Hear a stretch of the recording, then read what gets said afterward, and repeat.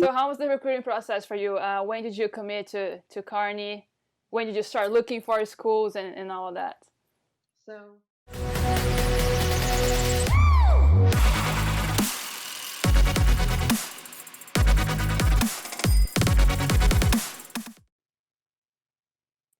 Hi everyone, welcome back to our Volleyball 101. I'm Mari Silva, a full-time coach at NVVA, and today we're going to be talking about the recruiting process for high school athletes wanting to continue their career at the college level.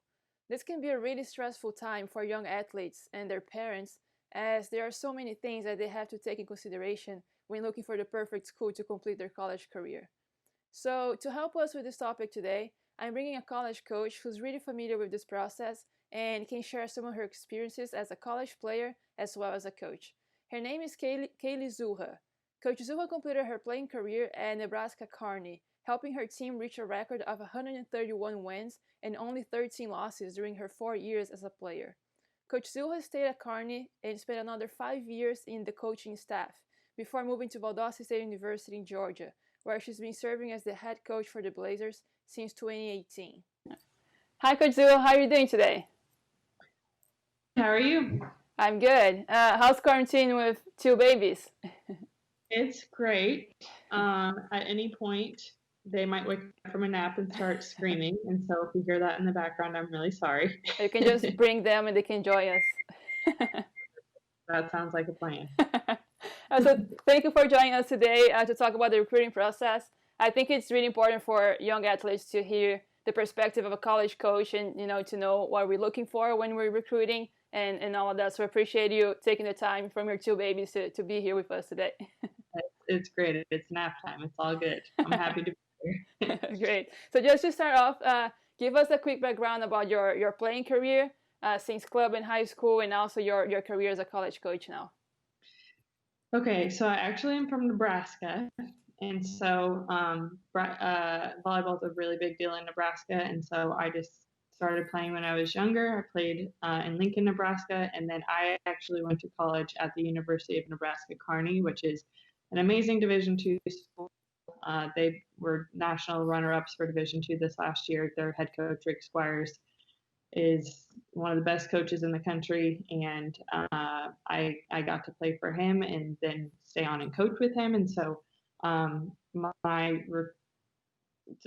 college process, my recruiting process with that was somewhat simple, just because it was somewhere that I knew I wanted to be able to go, and it's a really great program. And so I played there for 4 years and then stayed on to coach. So. Mm-hmm. So how was the recruiting process for you? When did you commit to Kearney? When did you start looking for schools and all of that? So I think my recruiting process was somewhat unique, just because I didn't actually commit in senior year, going the spring of my senior year. And part of that was because I actually didn't know that I wanted to continue playing volleyball. I think I had some, health things, and I was playing basketball, and I didn't have it figured out yet. And I think, things are a little bit different now. I think that because of the and things that people have with clubs and recruiting coordinators and different things like that, the timeline of recruiting is a little bit sped up from when I was being recruited. But I definitely try to emphasize with anybody who asks me about recruiting things that everybody's situation is different. And I hear a lot of people who have my exact same story, that, maybe they didn't want to play volleyball, but then they realized that they did. And so I had visited, I had done some different things, but I didn't actually make my final decision until the spring of my senior year. Mm-hmm. Did you ever think about going out of state to play, or you always wanted to stay close to home? No, I went on a few visits out of state. I think, I'm a big fan of Kearney, and they're my coach, so I don't want to hype them up too much, but I think they have a really amazing program with a lot of tradition. And so I had some opportunities in other states and different things like that, but it was just one of the things where you could tell that it was a really great place to be, and I loved it. And like I said, I don't want to hype them up too much, but I definitely did look into some other opportunities out of state. And I think for me, I just didn't feel super comfortable leaving my family with the point that I was at that time. And that's ultimately another big reason why I kind of stayed closer to home with Kearney. Mm-hmm. Yeah, so you said you committed on your senior year, but nowadays we see a lot of players committing so early when they're really young. So what do you think about that? Do you think they should wait a little bit more when they're older and they know exactly what they want? So what's your opinion about that? Well, I will say I get some emails that I am baffled by. I can't even some of that people are under, and I definitely, first of all, everything that I'm saying, people recruit completely differently. Different schools have different budgets, different philosophies, and so my way is not necessarily the only way to go. And I think that's a big part of recruiting is just kind of figuring out where you want to be under your timeline, your mentality, all that stuff. But for me, we really don't start recruiting people until their junior year. It's an NCAA rule that you can't start communicating with people before June 15th. But I just think even from a development standpoint, if you're watching people as freshmen and sophomores, um, sometimes it's still just really hard to see what they're going to be as a player. Now, that doesn't mean we don't watch some freshmen and sophomores. And for our program, that's what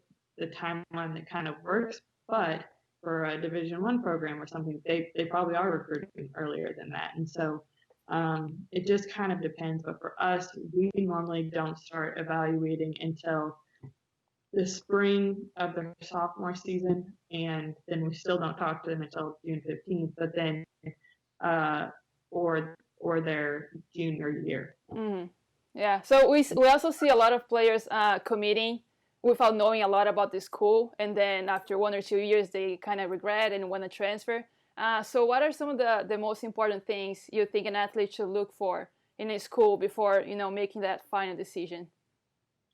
Well, I think most coaches would agree that you have to have a school that, number one, has your academic program, and number two, you want to be at that school. And hopefully volleyball is a part of it. But I think, I am I'm a Division II athlete. I've only coached Division II, and so I love Division II, and I see value in playing at a different level than Division I. I did have some Division I offers and did things like that as walk-on, but one of the lines that I've heard before is you never want signing day to be the best part of your career. I absolutely know that there's a lot of really great Division I programs, but I also know that there are some that aren't great. And so I to not put an emphasis on a certain level, whether it's Division I, Division II, anything. It's just to find a school that's the size you like, that has your academic program, and that you have a connection with the coach. And so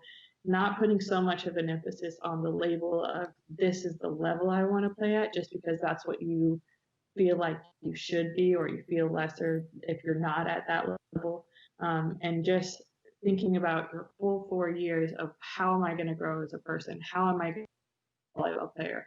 Am I going to have an opportunity, or am I going to maybe not play as much? And I think for me personally, that's another part of the decision was I think if I would have gone to one of the places that I had other opportunities, I wouldn't have got to play very much unless I really would have got better. But I think that, I wanted to be in a situation where I could play. And I think that that's just another thing that's part of the personal decision of, are you okay proving yourself? Do you think that you have some room to grow? And there's so many things that go into that decision. But I think as far as the transfers, you see a lot of different transfers. And I think that part of it is, maybe people making a decision a little bit too early, or just not putting enough emphasis on some of those other areas. But I mean, there's a lot of people who do make the right decision. And so I don't want to say that you can't make a decision your sophomore year or whatever it is.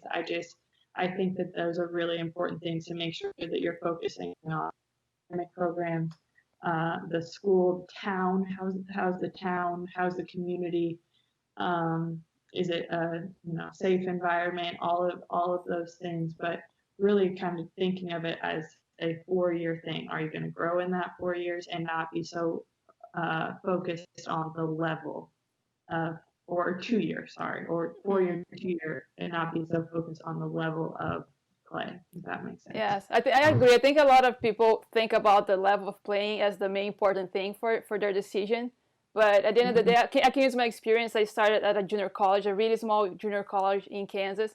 And I think to me it was the best decision, even though I transferred to a D1, a huge D1 in Miami for my junior and senior year. I think starting at that junior college was really small, a small town. It was just so much easier for me for my adaptation, and to learn the process and everything. So even starting at junior college, to me it was the best decision. I don't think I regret, and I think I would do everything again because it really helped me prepare for then play for a D1 for my last 2 years.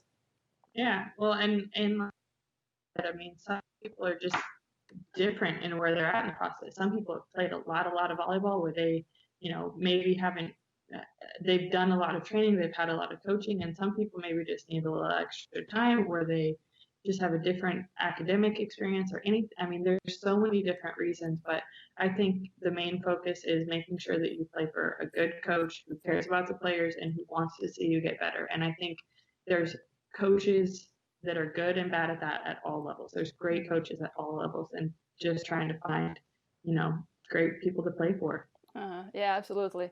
So now that we have an idea of what we should be looking for, how do you think the interaction between the players and the coach should be? How should the athletes approach the college coaches, when you start that conversation and that recruiting process? Well, it definitely, it's a hard process no matter what. And I think, I kind of recognize that everybody wants to play. Everybody wants to, I've told you, you've been around a lot of emails. I get probably 50 to emails every day. And so, I'm not complaining about that because I understand everybody just wants to play, but I hope that, people understand that sometimes you can't communicate on every single email back and forth. And so one of the things that I try to hopefully say is, number one, be patient. That the coaches, just might not have seen something, or they're not looking for that position, or maybe they don't have money, or especially right now, maybe they don't know their budget. There's just so many things that with that, but also just realizing, kind of back to what I said, that you might not be what they're looking for. And so whether that's you're maybe reaching too high, or they just don't need that position, or different things like that. It just is, you hear the term all the time in recruiting, finding the right fit. What are they looking for? Are they looking for, a taller setter? Are they looking for a setter that's part of a 6'2"? I mean, there's just so many different opinions from what coaches are looking for. And so not to get discouraged if you're fit for somebody, I absolutely believe it. If you want to play, there's an opportunity for you to play somewhere, but you might have to look outside of the box that you have decided is what you want. You might have to just be open-minded to looking into, all right, I might need to go a state, or I might need to look into this other level. I might need to, a million different things, and not just be patient and open-minded and try to kind of problem solve and figure it out. Yeah, no, absolutely. I think you're gonna hear a lot of no's before hearing a yes. So yeah. I think the main thing is just keep trying, and again, not getting discouraged by one coach, and until you find your school. Yeah.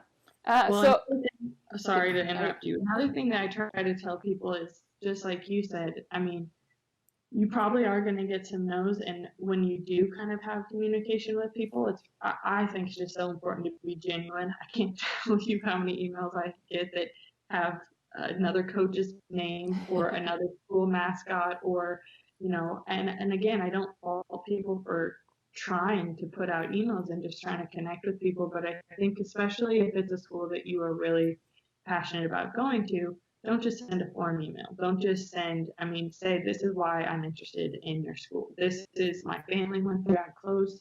I know you're looking for this.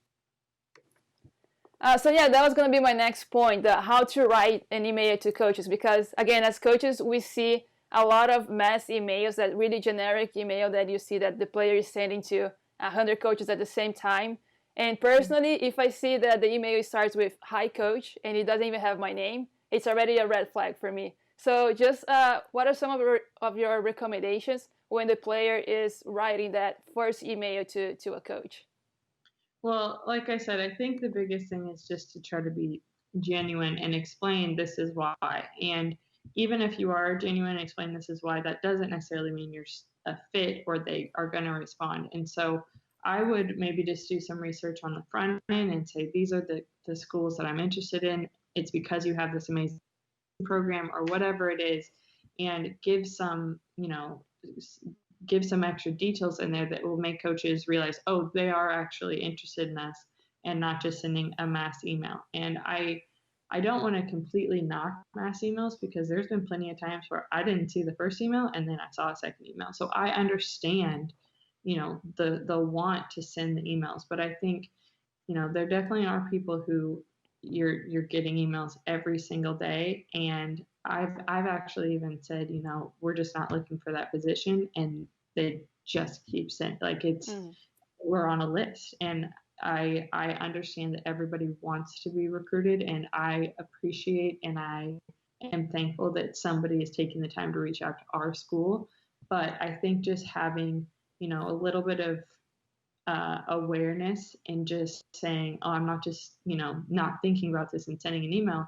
Give some thought to why you're sending it. And then if they've looking for that position, maybe just, take them off your list, or check back in 6 months or something and see if anything's changed, if that's school you really want to go to. But when you're sending something just over and over, it just is an automatic thing to us, where it's like, we're just a part of a list that they're a part, trying to do something. So, and I really do believe that everyone has an opportunity to play somewhere, but it's just about finding that right coach and that right fit for what you bring to a team. Yes, I think email is usually the first contact between player and coach. So I think it's important to write a nice email and have that first good impression, right? Yeah. So the coach remembers who you are and they can go back and remember about your email. So that's a thing. I think that's a good first step when you're trying to communicate with the coaches. Yeah, I think I think another thing is if you have somebody who can either has a connection, or like I said, it's sometimes it's easy for emails to get lost. And so if you have a club coach that or somebody who works at the school, or just even saying some of the, I'll say that it sometimes is helpful just if you can have somebody who can speak about you as a player. And even if somebody who would do that right off the bat, I think that I always appreciate, and I almost always call if people list their references, because I want to know who they are as people. I want to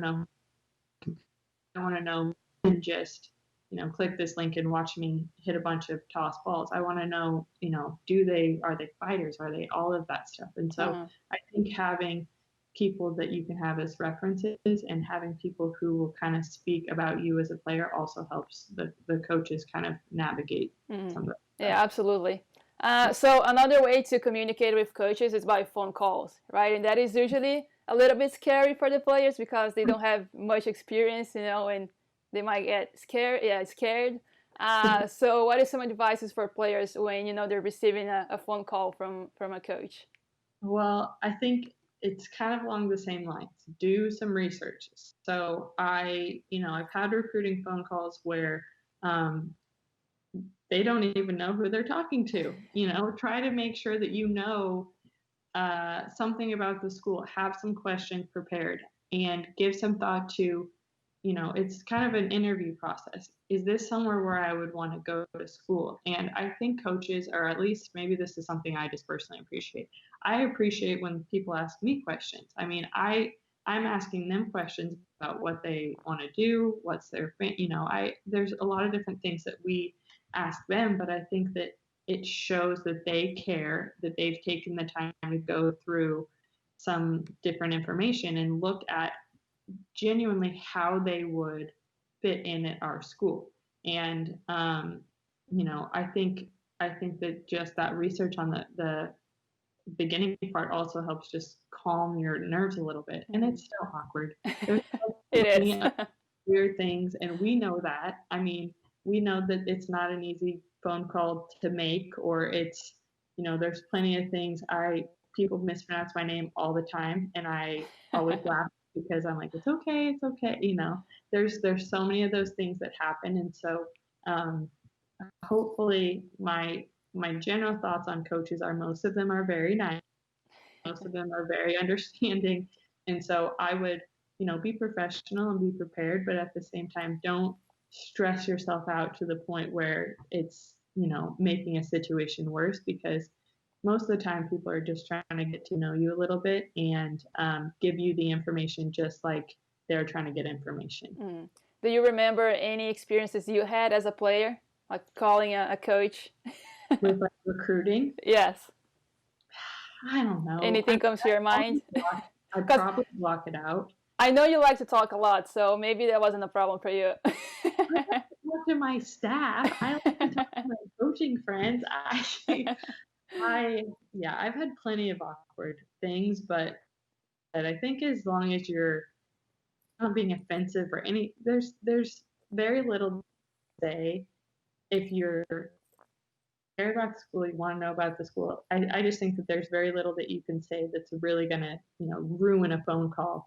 But I will, if you don't know who or what our school is, if you haven't looked into it at all, it's you just don't seem like you're genuinely interested, and that's the biggest part about those phone calls is let me give you this information because we want to be recruiting someone who wants to be a part of our program. We want to be recruiting someone who values what we bring as a coaching staff, what our school brings. And so the biggest thing you can do is, make sure that you are interested, you've looked into it. And I will say that coaches can tell if you haven't. Yeah, I think one thing that coaches usually ask is like, why do you want to come to our school? What do you like about our school? Then if you don't have an answer for that question, it means that you don't even know what school you're talking about. So that could be a problem. I think another one of the best questions in a few different, but if I had to, I get the question all the time of what is the culture of your program, or what do you want your players to be like? And I think that that's a good question because, going back to when you're making a decision, that should be a part of it. I mean, how your program is run. Are you, kind of laid back? Are you super strict? And some people function better under that, and so I think having an awareness of yourself of this is how, I think I would best be coached. And then just asking that question, I think can lead to more successful pairings with your school, because that stuff going into it, and hopefully you make the right decision, you find the right fit based on some of the answers that you get. Yes, absolutely. So now that the first contact happened, let's talk about visits. You're going to campus, you're getting to meet the coaches and the players, and walking around campus, and getting to know more about academics. So how do you feel about this process now? Maybe some of the do's and don'ts for the players during that visit to campus. It kind of depends on what type of visit you're on. I mean, there's a million different ways that you can kind of get to know the school. So you can just come to a school on your own. You can go through an admissions tour. You could, for Division II, you can go through workouts with the team. If you have gone through all the process and rules and all that stuff, but there's a way you can do that. You can be on an unofficial visit where you aren't necessarily staying the night, but you maybe just go to a game, or you can be on an official visit where you're staying the night with players and doing different things. And so all of those things are valid to get more about the school. But again, you want to make sure that you're just kind of prepared and have a checklist of what you're looking for, and realize that, no school is going to check every single box, but you want to hopefully leave the university knowing, oh, that's, where I want to go. And I think there's plenty of things that you shouldn't do when you're on visits. I mean, I think one of the things that, this is maybe kind of a particular one, but one of the things I always into is if we take somebody to a meal, is how do they treat people? How do they, are they mean to a waiter? Do they say thank you? And I think that there's just a lot of things that you can do to either help yourself or hurt yourself in those situations. And it's little, and if somebody doesn't say thank you one time, it's not like there's there's plenty of wiggle room there. But I do just think that, as long as you're trying to be respectful and realize that, even a player, if they're taking time to show you around campus, or an admissions person, it's just a respect for, they're taking the time to spend this time with you and trying to be not just appreciative of that time, but just realize that they are wanting you to come just as much as when you're on a visit, you're trying to get information. And so just having open and honest conversations about some of that stuff. Yes, and during those conversations, we always, sit with the players in the office. It's kind of awkward at meeting, face to face. What are some of the questions that players usually ask you? I think, if a player has looked at a roster, I think I appreciate that when they say, hey, I know in 2021 you're maybe looking for a middle, and what kind of middle are you looking for? What type of setter? And asking some questions, especially once you get to a visit and you're kind of sitting face to face and you can talk about some of that stuff. I think that it helps to have a conversation about volleyball. And if you say, what's your favorite thing about volleyball? And someone says, I don't know. Well, that's not great. You want to have some idea of who either you are as a player, or what your thoughts are on volleyball, or who you want to be as a player. And just having some of those things in mind, I think can be helpful. But it sometimes is awkward. And it's usually awkward. It's okay. I think you have to, at least I realize the awkwardness is normally coming from a place of either being nervous or excited or something like that. And as long as it's not, disrespectful, coaches are plenty awkward. Or at least, the ones that I know, I think it's okay to realize that it might be a little weird sometimes, and that's okay. Yeah. So another thing that we also see quite often is that when the parents come with the kid to campus, and I think it's awesome. The parents should come and help their kids, but sometimes I think they just step up and kind of lead the conversation and ask all the questions and don't let the player talk at all. So what do you think about that? How do you feel about those parents who kind of take the lead and try to make that decision for the player? Like you said, I want the parents to be there. So it's not anything that I want the parents to be there. I want them to be a part of the decision to whatever level their family is comfortable with that. But the only time that I have a kind of red flag with that is if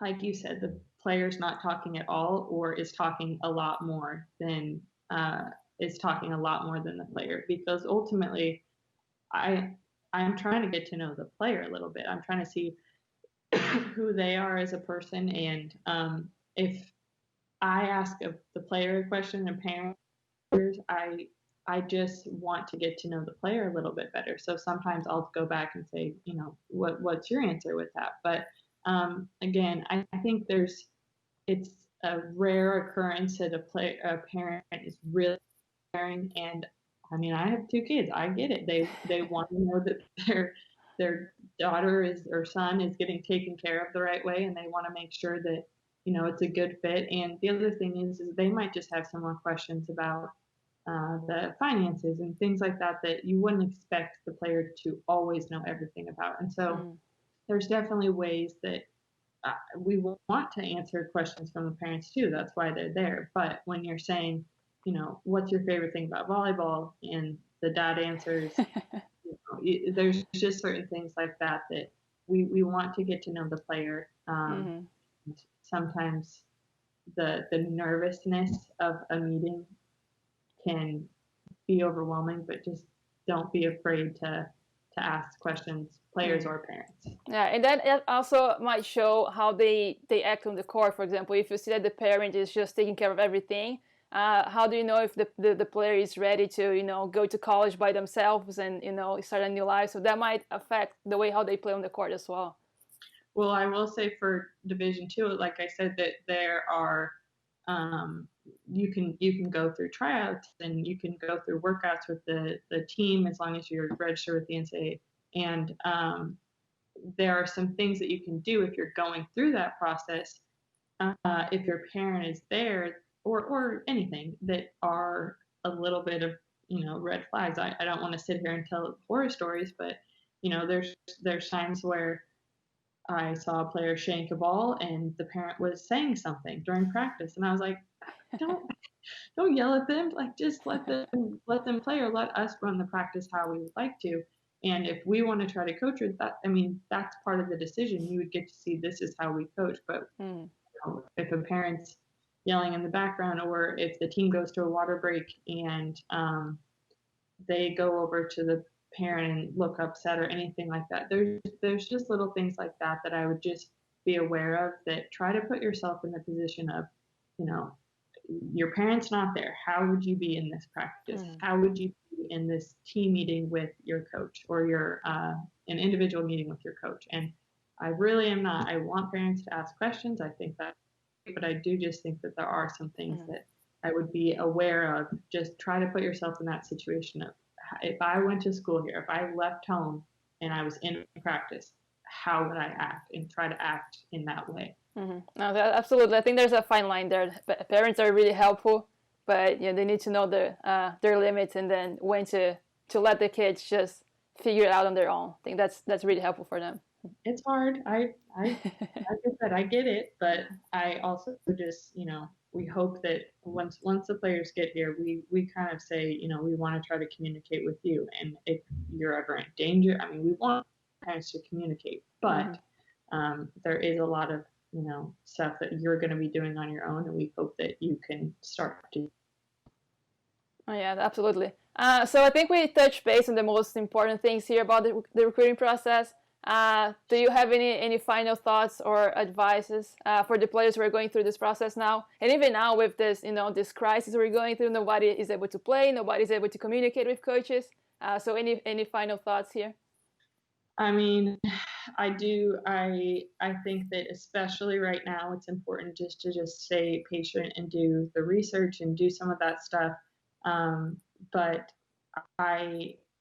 I'm sorry for everyone who's going through this process right now, because it is challenging. We have never faced it, or I mean, we've never been in a dead period or quiet period or any of those different recruiting terms for this long. And so it's challenging for us too, and how to navigate all of these different things. But like I said, I think if you start to think about, I got to be committed by this time, I have to go to this level of school, I have to, you know, do this and this. Make sure they have your academic program. Make sure they have, you know, they're in a town that you could see yourself living. And beyond that, I would just say to be patient with yourself and just realize that you're going to find the right school as long as you keep working at it. And maybe especially now more than ever, realize that coaches want to recruit you, but we are kind of in a place where we don't know some things too. So just be patient with yourself, and maybe, you know, it's fine to keep those deadlines, and I understand them, but it's just a lot of things that are out of our control right now. And so just kind of be patient and let go of some of that stuff, but also just continue to work and look into things. And maybe you Google something or find something on Instagram that you didn't see, if, you know, that can come out too. But just be patient, just be genuine, and just know that you're going to find the right fit if you keep working at it. Yes, absolutely. I think staying patient is one of the most important things here, for especially at a young age. Everybody, you know, is not that patient. They want to make decisions really, really fast. So I think staying patient is a good advice here to finish. Also just enjoy playing, especially now. I mean, if you can play in the fall, just play. I just think that there are times where, you're so worried about making a highlight or doing this or doing that, that you're missing out on the opportunity to enjoy playing with your high school team because you're so worried on, I gotta prove that I'm good enough that I'm gonna play it. Just play. And I think if you have a good work ethic and you have good around you, and like I said, you're doing the research and being genuine, you're going to find somewhere. But I think now more than ever, we should all be enjoying the opportunity to play because it's the best ever. Especially now. Here, we breathe volleyball. Yeah, right? It's the best sport ever. Best sport ever. All right, Coach Zoucha, thank you so much for being here today. I appreciate your time, and I hope you guys stay safe, well, and ready to go back in the fall and enjoy our volleyball season, hopefully. We are ready. If everyone's safe, we're ready to go. We're right. excited. Yeah. All right, thank you. Bye.